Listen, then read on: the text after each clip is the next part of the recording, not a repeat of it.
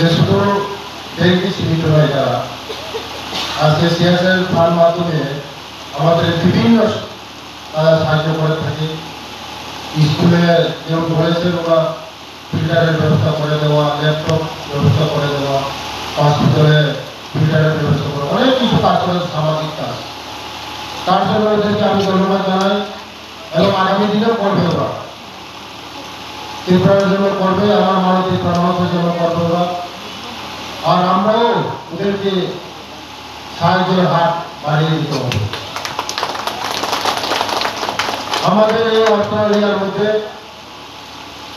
পুরা কৃষ্ণপুর এরিয়ার মধ্যে জনসংখ্যা হবে 20,000-এর উপরে, কিন্তু আমাদের এখানে একটাই ব্যাংক নেই।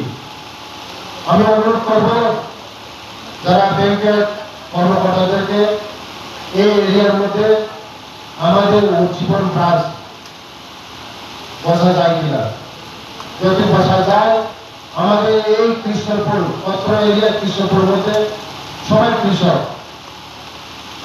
যদি যেতে হয় আমাদের তেলিয়ামুড়াতে যেতে হয়, যেতে আমাদের মশলা কল্যাণপুর যেতে হয়, অনেক দূর প্রান্ত। আমাদের এখানে যারা কৃষক আছে তারা সুবিধা পাবেন।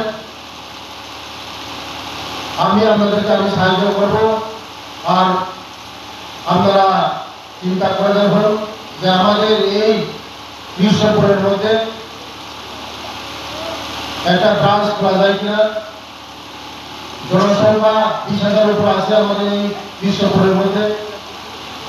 আমাদের এখানে থানাও হয়েছে, কিছুদিনের মধ্যে আমাদের থানা উদ্বোধন হবে। থানাও অলরেডি স্যাংশন হয়েছে। অনেক দিনের দাবি ছিল এখানে, বিগত 35 বছরে এখানে একটা থানার দাবি ছিল। আমি ইলেকশনের আগে বলেছিলাম একটা থানা আমাদেরকে, একটা হসপিটালের দাবি। এটাও আমি চেষ্টা করছি, মুখ্যমন্ত্রীর সঙ্গে কথা বলছি যে আগামী দিন আমাদের এই কৃষকপুরের মধ্যে যারা আমাদের এই কৃষকপুরের মানুষ সবাই গরিব শ্রেণীর লোক, খেটে খাওয়ার মানুষ, গরিব, তারা যদি যেতে হয় তেলিয়ামুড়া অনেক দূর, আমাদের এখানে যদি হসপিটাল হয় আমাদের এই লোকরা সুবিধা পাবে। তার জন্য আমি চেষ্টা করছি আগামী দিন একটা হসপিটালের জন্য।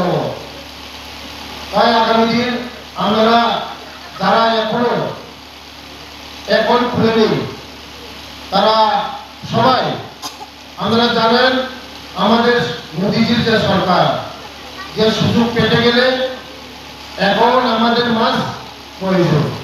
তার জন্য আমরা সবাই ব্যাংকের খাতা খুলতে হবে।